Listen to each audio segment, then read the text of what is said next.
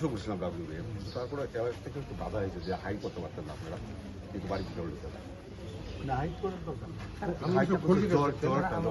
না, ডেপ করা যাবে না।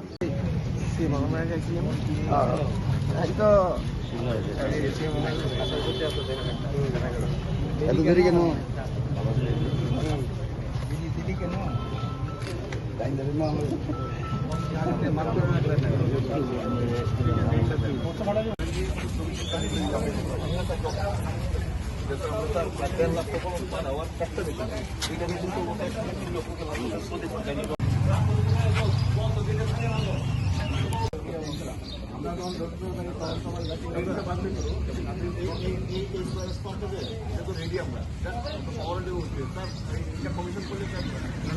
আবার ট্রেনে চলে বিসি করে দেবে ফোন ওভারটেন বাদ দিবি, लेकिन अभी বিসি করে দেবে পূজা রাখি।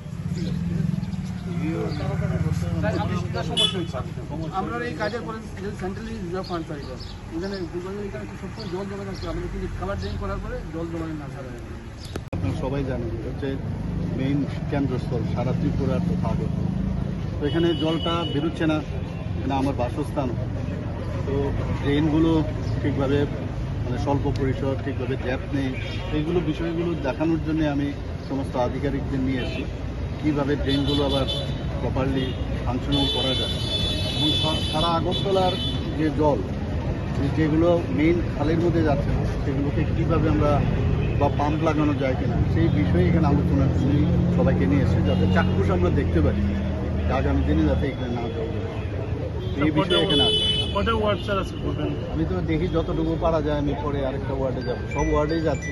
আর ওনাদের কাছে অলরেডি আমি আগেও বলেছি প্ল্যানিং সব কিছুই আছে, কিন্তু এমনিতে প্ল্যানিং থাকলেও ফিজিক্যালি যখন দেখা যায় তখন কিন্তু আরও অনেক যেসব জায়গাগুলো প্রপারলি করা যায় ফিজিক্যালি থাকলে সেটা আরও সুন্দর। এর জন্য আজকের আশায়।